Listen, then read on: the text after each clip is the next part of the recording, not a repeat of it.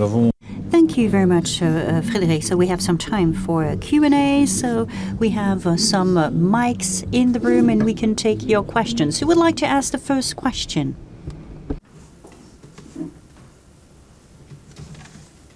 Qui souhaite poser la deuxième question? Parfait. Second question, okay. 2 questions here. Bonjour, je suis Charlotte Flamand. I'm Charlotte Flamand. I work for the Public Service of Wallonia. I would like to get your views on a case we see quite often. Our managements grant some subsidies requested by citizens. So we analyze the request and then we send a draft proposal to the minister. And the minister usually follows our recommendations, but sometimes they change it and a rejection can become a grant and vice versa. So legally, this is not acceptable, but usually they confirm it. So when there's a rejection, the user can go to the ombudsman or go to a court. But when someone is being granted a subsidies that was initially rejected, does not complain. So this is the problem we have in our administration. It's quite rare at 0.5% of cases, but there is a referee within the integrity administration, but we don't get the same effect for minister's decision. And the doctrine says that the administration doesn't have to follow an order that is obviously illegal, and that's what we repeat in our reply to the minister. But when they confirm their decision, what do? So, between theory and practice, there might be a gap. So I don't know if there are other administrations facing this issue. So do we take questions together, 2 or 3 questions together, and then we will answer? Okay. So next question. Good morning. I have a question for you. You showed empirically that the content of the decision is more important than the institutional system for generating trust. But I have a feeling, and this is not based on empirical studies, but I have a feeling that the constitutional system also influences the decision. It's not absurd to think that a decision made by referendum would lead to a content that might be different from a decision made by an expert, for example. So when we make a decision democratically or with a better participation, we have a larger share of the population that should be satisfied with the content of their decision. And so the constitutional system weighs in the trust relationship. So empirically, this feeling that I have, is it confirmed? And when it's a democratic decision process, whether it leads to decision better accepted by the population, that's not for sure. And if it's the case, how is that taken into account in what generates trust between the content and the decision process? Est-ce qu'il y a une autre question? Oui. Oui, moi j'avais plusieurs. I had several questions, but I will limit myself. So one first question, similar to Sophia's question, what are the links between content and procedure? Because it seems quite complicated. Thank you so much. It was brilliant. And I'm asking myself, is there a difference, is there a correlation between social cohesion, social trust, and the question of on which part of public action does autonomy is going? So, for instance, when it's cultural autonomy, then we might think that it's going to, at a certain point, affect social cohesion because there is no more platform at the central level to build social cohesion and mutual trust. So that was my question about cultural autonomy, and j'ai aussi une question pour. And I also have a question for you, Jean-Benoît. You were saying that when does the system generate trust? Or from which, but what is the degree of trust, of diffuse support that you consider necessary? Because yesterday we concluded that the attitude must be the most reasonable in democracy is democratical skepticism, by saying that we need some kind of abstract support, but what degree of abstract support, because the question is what you presented, is it a problem or not? And I had other questions, but that will be for the lunch break.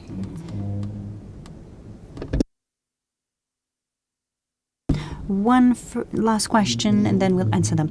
Good morning.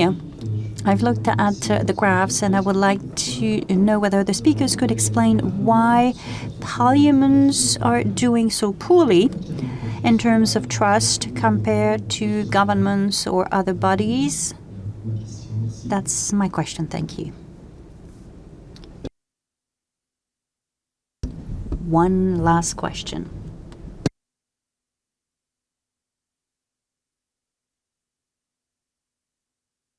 Really interesting presentations. I'll just have a small question for Patricia.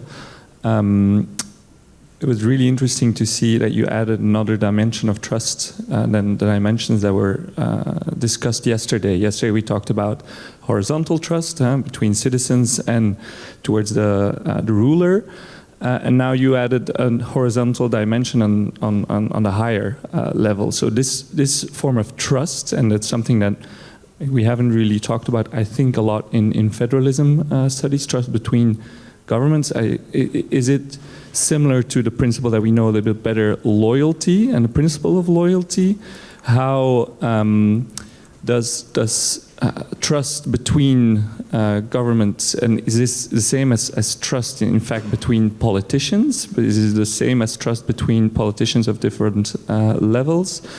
How does that is there an effect of this type of trust or mistrust on trust between the citizens and their rulers? So if there's a positive trust at the horizontal level between states and the federal government, does that impact the trust that citizens have? Sometimes you say yes, maybe, because if our rulers or if our states and federal governments cooperate well, then that would generate trust. At the same time, you could also say, well, if they cooperate well and they make all these decisions often in fora of intergovernmental relations behind closed doors, there's not a lot of transparency that might actually be detrimental to trust. Like, these are all questions or things that pop into mind, and would love to hear what you think about that. Merci beaucoup. Donc on a 5 questions. Thank you very much. So we have 5 questions addressed to specific speakers. So it's easy to split them, and then an open question. And I think that there could be a double point of view, someone who knows very well the Belgian constitutional system, as Frédéric, and maybe the questions about the Wallonia administration. Jean-François, you don't know this very well, but if there is a similar situation in France, so what would be the tools you could use? So we're going to start with Patricia. This way Frédéric will have time to, and Jean-François will have time to think about their answers. Thank you for the questions. All I can do is, because there's not a lot of data, all I can do is just give my hypothesis or my intuitions. And first of all, as for my intuition here is that in the first place, like the sociologists say, you try to make a structure that matches with the social structure. So social cohesion will impact on institutional cohesion.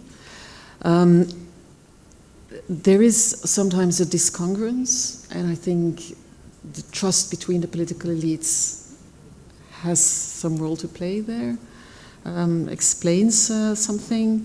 And I do think my intuition is if there is not a lot of trust between the political elites, then they will organize the political system in such a way that people get isolated. And that might indeed impact on social cohesion. So what my advice would be is to build, you cannot put too much institutional cohesion if there is not enough trust between the political elites and if there is not so much social cohesion. But I would recommend to match it somehow and just a little bit higher. A bit more institutional cohesion than there is social cohesion. Because then you do give some incentives to the political groups to at least see each other, work with each other, and let trust build that way. But not too much, because that's not going to work. Whereas if it is lower than social cohesion, that might bring everything to a lower level. That's my intuition. But there are no empirical data for that. Then as for the political elites, loyalty is, I think, one of the legal translations of cohesion. And it also implies some trust, or in any case, it is easier to be loyal if you trust the other.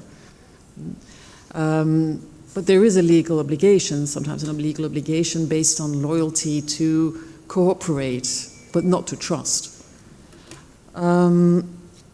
What we do know from the data is what I presented is that if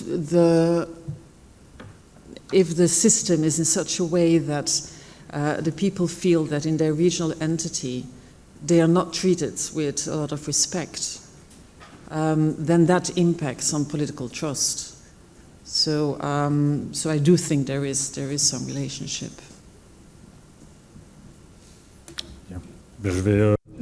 I will try to tackle the three questions that were asked. First one, yes, indeed, the decision mode will probably, most likely, change the content of the decision, which might have an impact on trust. Now, this total effect has never been tested. We can divide it into several aspects. The first thing is that the content of the decision will be assessed based on the congruence between what is decided and what citizens prefer, and based on the performance, if we have performance indicators, but we do have some, especially in economics, there can be performance indicators. And then if congruence is better and if the performance is better, does that generate more trust? That we know. When the mechanism involving citizens, in terms of congruence, they're going to generate more congruence when the decision modes are more consensual. So when you compare mathematically, when you compare, for example, referendums with a supermajority compared to a simple majority, if you're looking for a two-level majority of the federated entity constituting a state, or that generates more congruence, that's as quite obvious. Now, something more indirect is studies that have demonstrated that on topics for which there was a referendum or a citizen assembly, that improves significantly the ability for elected representatives to perceive what is the preference of citizens, and thus to make political decisions that are more adapted to the preference of the citizens. So the citizen involvement can be used for a direct decision that allows more people to be heard, but what is the most interesting is that even complementary to the parliament, they have an indirect benefit, is that they can better improve the perception of what citizens want. And politicians are supposed to be connected to citizens, but it's not always the case. Now, in terms of performance, some studies looked at the citizen involvement to see whether it improves the economic performance, and that's not just for a referendum, but the results go in two different directions. 𝐸𝐻𝐻 says that it's doesn't make better governments, but gentler governments. So it's not a better economic performance in terms of growth. That is when you have more checks and balances, when you have more citizen involvement. But when you have inequalities between the citizens, the performance is better. As for the experts, we have less data because there are less interventions of experts, less technocrat governments. But what studies have demonstrated is that the intervention as experts, as decision makers, but also as advisors, seems to reduce the congruence between the position of elected representatives and the preference of citizens. And it's easy for Parliament. The more a Parliament is an expert or an advisor, the further away he is from the citizens. And so here you have the opposite effect in terms of congruence. In terms of performance, it's hard to say because there are many technocrat governments. Usually they have been put in place with very clear agendas. For example, Bulgaria, Romania, or Italy. The agenda was budget rigor, and of course the economic performance results are not very good usually, but we have less data. So yes, there is some effect, and there is especially indirect effect, and that's the most interesting thing. When changing the decision mode, you produce a better information, not a better decision, but a better information, which allows the representatives to make decisions that have better congruence with what citizens want. Now, for the second question, the degree of diffuse support required.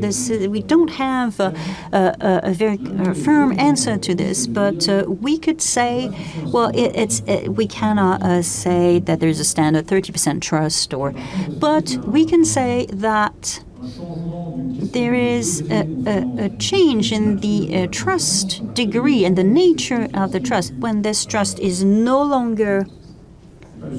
Well, it's not the specific support that is a problem. It's the abstract support that is an issue, and there's a challenging of the citizens want to change the institutions. It's not that they want a better performance, but citizens want to change the system. That's the first thing. And second thing, the trust level is so low that there's no acceptance of decisions, and there is. We have citizens who refuse what is imposed to them, and this is when empirical political science considers that the regime is challenged. And there's a whole series of studies on the impact of dissatisfaction concerning climate change and the trust generated for the most concerned citizens, and maybe sometimes temptation to have some authoritarian government to solve that. And Sophie Marienne's works show that in terms of tax payment, but also road code, road rules, people don't want to comply with this. So that's an issue for living in society in the rule of law when you don't accept the social contract. So this is giving you the magic number. No, it's not just a degree of support, but there's a red line at some point.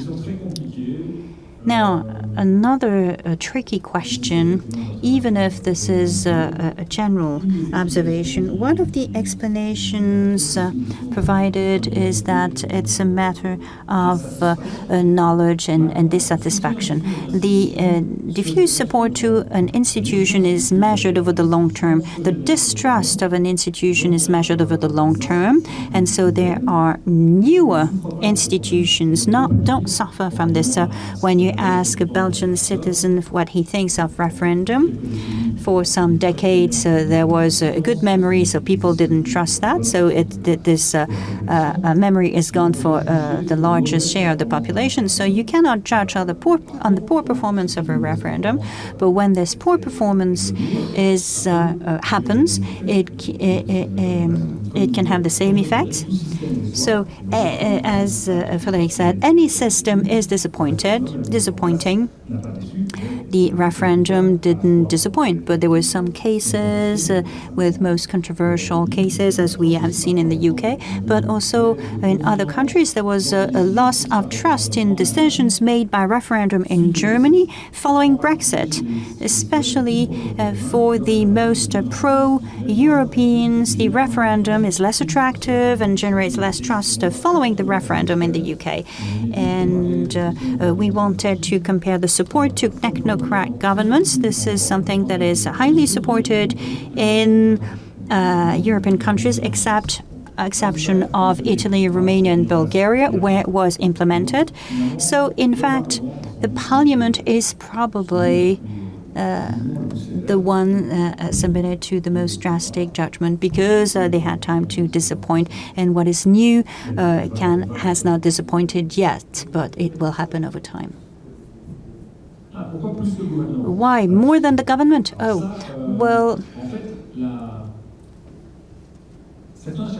some researchers consider that the trust in the parliament is a better indicator of diffuse support because the parliament is less well known and it's a less personified system, and the trust in the government fluctuates a lot depending on who's in the government based on the results of the elections. For example, there's a winner-loser effect the day following the elections on the trust in the government that we don't see for the parliament. And so what is key is that when we ask this question, how much do you trust the parliament or the government? What is the answer provided by citizens is that the parliament is more a general judgment on the political system based on the accumulation of frustrations rather than for the government. So we're going to give a chance to this new government, and so the levels were not the same and the fluctuations were not the same between the government and the parliament. Okay. Now I give the floor to the two other speakers. Oui, mais je vais tenter d'apporter. I'll try to provide an answer to your questions. What you were mentioning, if I want to link this with my presentation, that this is a situation of disorientation, disappointment for you as the agent of an administration. And in fact, you feel you've been taken hostage of what has been imposed by your hierarchy, by the government that is imposed to you. In principle, based on this hierarchy or the loyalty, you have to implement decisions as they are imposed to you. And yet, you see that it's not what should be done.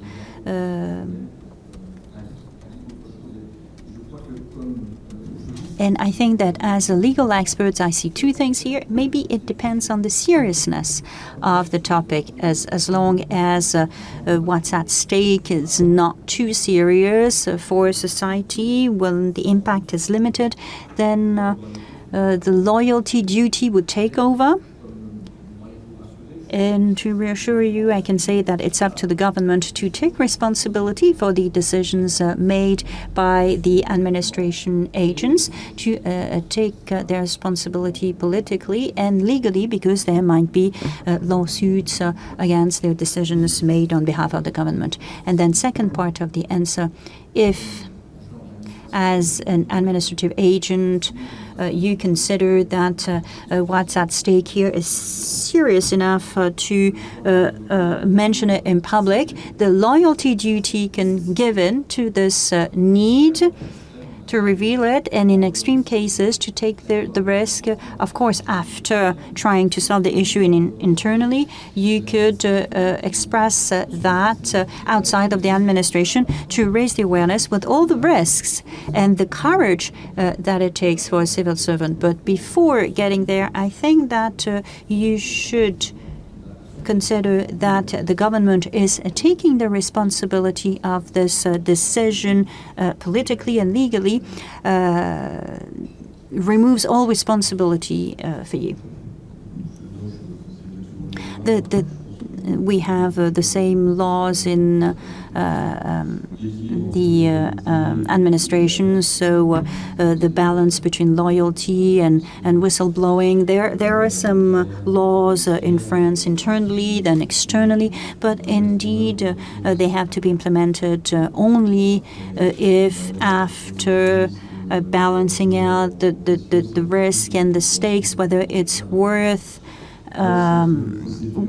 triggering this whistleblowing procedure. But I don't know if you have in Belgium some whistleblower referees, but in France we do have that, and you can mention this to that referee and say that there is a problem.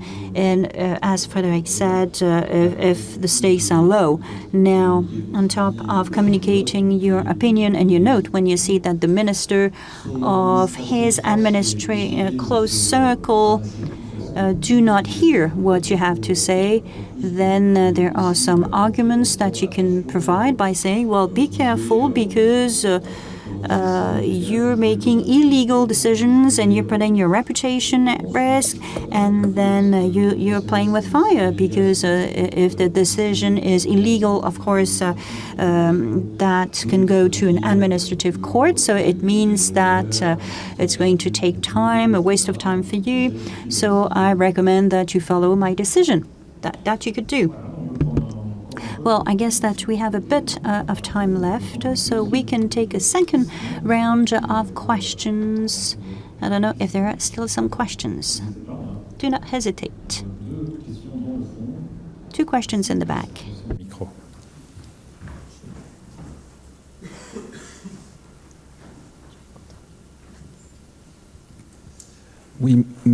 Well, thank you very much for this brilliant and very interesting presentations, and I think that there was a very good linkage between all of them.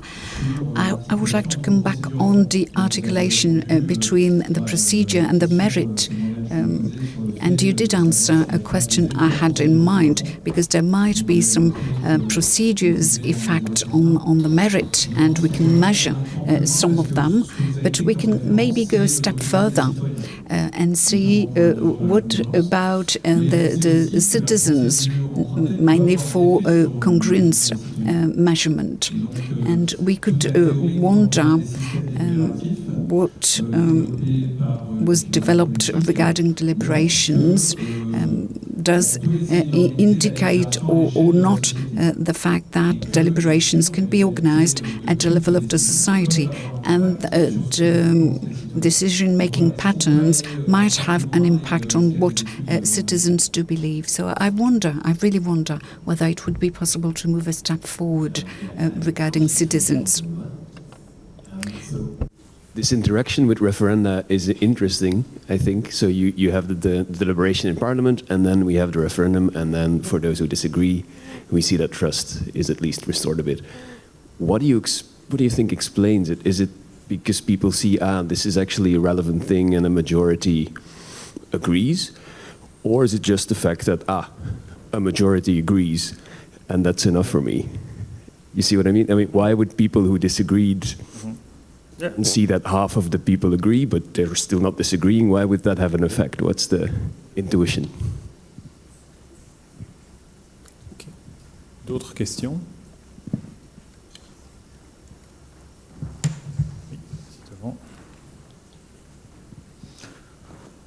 Merci pour vos exposés. Well, thank you very much for your speech. I have a question for you, Professor Frédéric Bouron.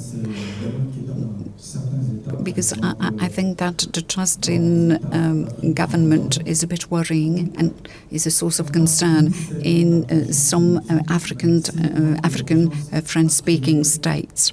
It's not only a matter of lack of trust or confidence, but it did create a lack of interest amongst citizens in DRC and Côte d'Ivoire. People don't feel it is important to be part of the list for elections, for example, with a view to have the opportunity to vote.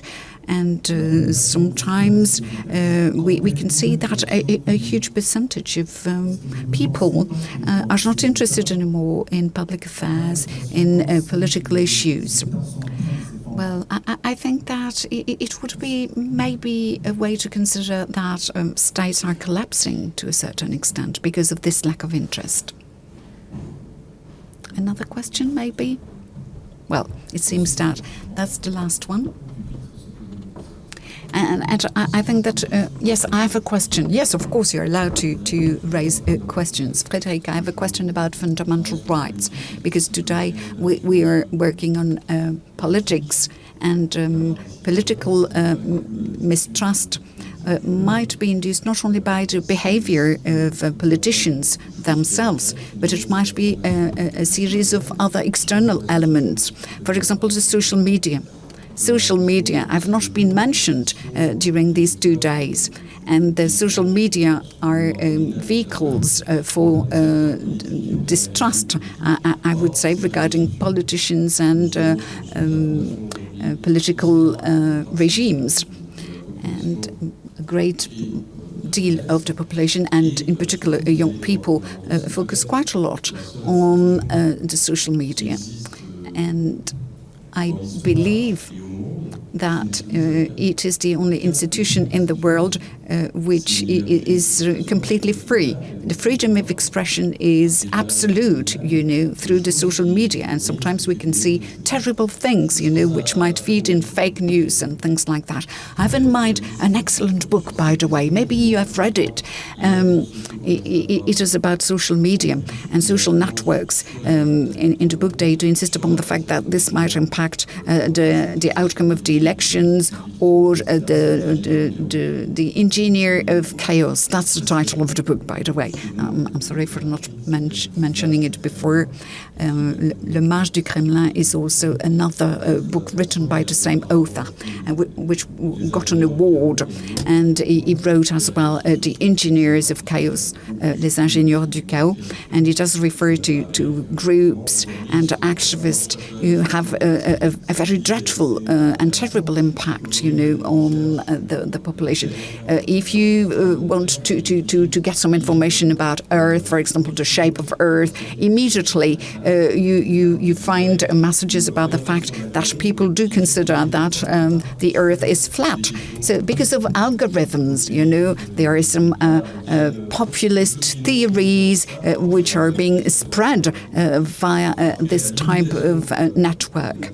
And the limitations of fundamental rights should not be implemented, is not implemented, on the contrary, within the social networks, because to have a series of absolute rights, in terms of freedom of expression. So I think that it might be interesting, Frédéric, to react on that.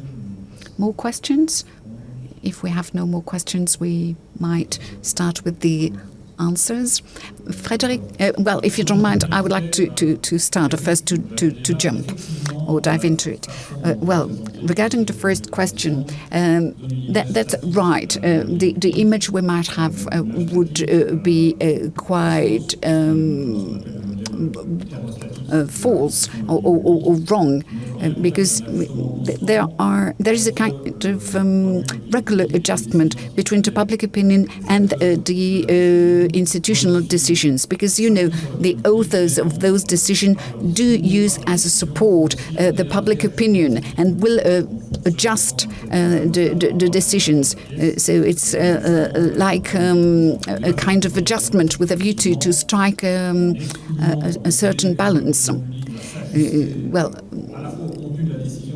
sometimes the public opinion might adjust to the decision, and it is a kind of artificial option regarding what's really going on. And regarding the decision-making procedures, which are a bit more inclusive and would involve citizens, we have some interesting outcomes. For example, regarding the impact on the people who are supposed to be involved in deliberations. So it's quite positive through deliberations. And the longer the deliberation is, the more changes and adjustments will be made. So it has a kind of learning effect. Of course, we might not reach the myth of consensus public opinion like Habermas, but it is something which might be wishful thinking, I assume, but there might be a huge impact. But outside those deliberation rooms, when citizens do deliberate, when there is enough visibility, or in the case of referendums, we have a lot of research available about big referendums organized in other countries, and this might lead to a better informed public opinion. And in that particular field, we might have huge discrepancies in terms of outcome, because we will have a group which is not an expert in the topic, but will change its opinion on the basis of the statements made. It's something like the Oregon model with initiatives made by citizens. There is a group which is quite stable with political preferences which are quite strong and stable.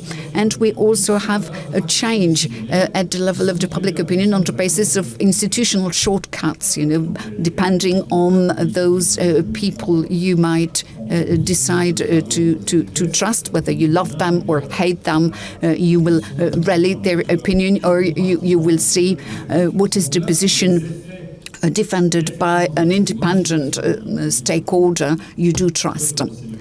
So I think that there are more inclusive approaches, but this has nothing to do with the rational approach we might have regarding the decision. Well, I've not carried out any empirical survey on these issues, but we are trying to study the possibility to broaden those different possibilities. And at the level of the Citizens' Convention, Eric is quite familiar with that, but within those convention, we have the Climate Convention was quite interesting, by the way, because we had people who were not experts, not at all. And at the end of the day, they had better knowledge about energy, about climate, etc. But we need to be very careful, because we need to determine by whom they have been educated, how and through which procedures. And then we need to communicate in the best possible way, and that's the kind of thing, the openness we had at the level of the government and not at the level of the parliament, because we need to know what's going on inside. We need to have this view of what's going on inside. And maybe we need to bear in mind those assemblies and conventions which are a kind of black box, a genuine black box, as we said before. And we need to determine what might be the influence of some groups on the organization and the way such assemblies do operate. Yes. And you're right, because some countries have used on a one-shot basis some of those mechanisms, but those who decide to turn again to this type of initiative, we need to pay attention to the experts that they will turn to. We need to pay attention to the communication which will derive from those initiatives, and we need to determine whether or not deliberations will be made fully transparent. And we also need to bear in mind the desire of some people to take part in those assemblies. In the Netherlands, for example, a debate was supposed to take place on more sustainable agriculture. And at the time, there was a lot of demonstrations by farmers, and people did not want to take part in the assembly because they wanted to avoid victimization. And that's why it was decided to organize these debates in a secret place, in a hidden place, with a view to avoid any victimization later on. boost that referendum could generate, we tend to make on the basis of three elements. The first is that you have indeed citizens realize that they misjudge what public opinion was. And I was mentioning the inaccuracy in politician estimation of public opinion. We have the same level of inaccuracy among the public. People don't know what the others think. They overestimate what their friends and relatives do believe. So it brings that element of information. So that's one. The second is what is called procedural fairness. So there is the simple idea that by being more inclusive, you have a fairer procedure, and that generates more trust and more acceptance. And then you have a third effect that is sometimes called the like me effect, which is, okay, I might disagree, but at least the person who have decided are like me. They are not like politicians who are unlike me, and there is this strong perception that politicians are different from citizens, especially among the low trust citizens, and there is this like me perception that you can even, and we've manipulated that in the case of in one case in Luxembourg, you can even see that if you prime information on the profile of other citizens who have voted in a referendum or who are part of citizen assembly, you can generate like me bonus effect. So if you present to, I don't know, a younger citizen the fact that there were other citizens that were below 25, that is going to generate this like me perception that is going to generate trust. So you have this triple effect of information, fairness, and like me effect. Je prends mon tour. Je sais que l'heure du lunch. Well, it's my turn. We're close to break for lunch, so I will be very brief in my answer. Well, to the gentleman over there, you did refer to the situation in Africa, in the French-speaking part of Africa.